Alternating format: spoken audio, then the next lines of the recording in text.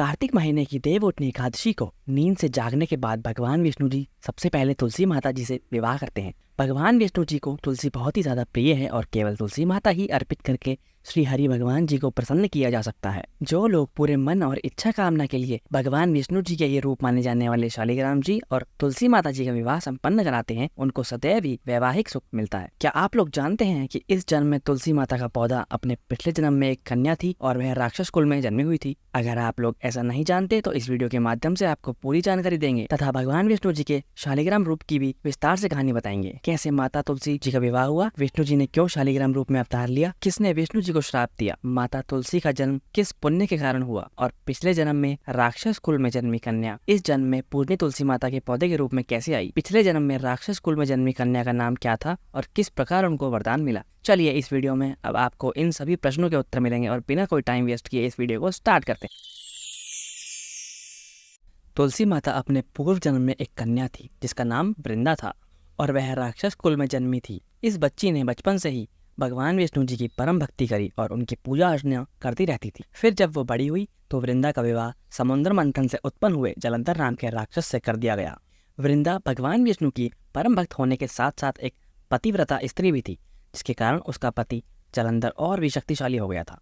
वृंदा सदा भगवान विष्णु जी की पूजा के साथ साथ अपने पति की भी सेवा किया करती थी। फिर जब एक बार देवताओं और दानवों के बीच भयंकर युद्ध प्रारंभ हुआ तो राक्षस जलंधर भी युद्ध में जाने के लिए हुआ। तब वृंदा ने बोला, जब तक आप युद्ध में रहेंगे मैं आपकी जीत की कामना के लिए पूजा पाठ करूंगी और जब तक आप वापस नहीं लौट आते मैं अपना संकल्प नहीं छोड़ूंगी। और फिर जलंधर तो युद्ध पर चला गया तथा वृंदा अपने व्रत का संकल्प लेकर पाठ में बैठ के पूजा करने लगी। उसके व्रत के प्रभाव से देवता भी जलंधर को पराजित ना कर सके और जब सभी देवता वृंदा के पति जलंधर से हारने लगे तो सब भगवान विष्णु जी के सामने उपाय का प्रस्ताव लेकर पहुंचे कि हे नारायण, ऐसे तो हम खत्म हो जाएंगे, कुछ कीजिए, धर्म का नाश हो रहा है। भगवान विष्णु बोले, वृंदा मेरी परम भक्ति के साथ कठोर पाठ करने में लीन है और मैं उसके साथ धोखा करके ऐसा नहीं कर सकता।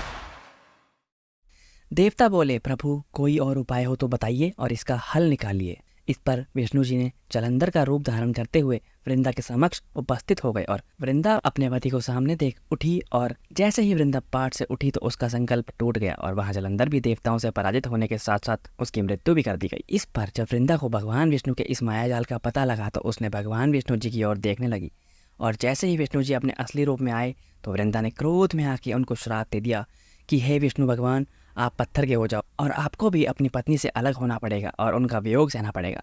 फिर जब भगवान पत्थर के होने लगे तो संपूर्ण ब्रह्मांड में हाहाकार मच गया तथा सभी देवताओं और माता लक्ष्मी के आग्रह करने पर वृंदा ने अपना श्राप वापस ले लिया और उसके बाद वृंदा अपने पति राक्षस जलंधर का कटा हुआ शीश लेकर सती हो गई। फिर जब उसकी राख से एक पौधा निकला तब भगवान विष्णु जी ने उस पौधे का नाम तुलसी रखा और खुद के एक रूप को पत्थर में समाहित करते हुए कहा कि आज से इस तुलसी पौधे के बिना मैं प्रसाद स्वीकार नहीं करूंगा और मेरे इस पत्थर स्वरूप को शालिग्राम के नाम से तुलसी जी के साथ ही पूजा जाएगा। फिर तभी से इस पौधे को तुलसी माता के नाम से पूजा जाने लगा।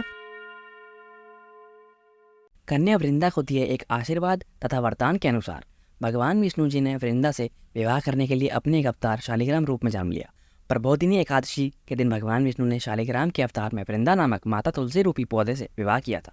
देवउठनी एकादशी को ही प्रबोधिनी एकादशी भी कहा जाता है, इसलिए हर साल प्रबोधिनी एकादशी पर माता तुलसी जी की पूजा भी की जाती है और जो भी लोग तुलसी विवाह संपन्न कराते हैं उनको संपूर्ण वैवाहिक सुख मिलता है। देवउठनी एकादशी पर केवल शालिग्राम जी का माता तुलसी के साथ विवाह ही नहीं होता बल्कि इस एकादशी व्रत के शुभ प्रभाव से शादी में आ रही सभी रुकावटें दूर होने लगती हैं और शुभ विवाह का योग भी जल्दी ही बनने लगता है। इसलिए कार्तिक महीने में देवउठनी एकादशी पर तुलसी माता जी का विष्णु जी के एक रूप कहे जाने वाले शालिग्राम जी के साथ पूरी धूमधाम से विवाह संपन्न करवाया जाता। बोलो जय हो हरि विष्णु नारायण जी की, बोलो जय हो तुलसी माता जी की, जय हो समस्त सनातन धर्म की।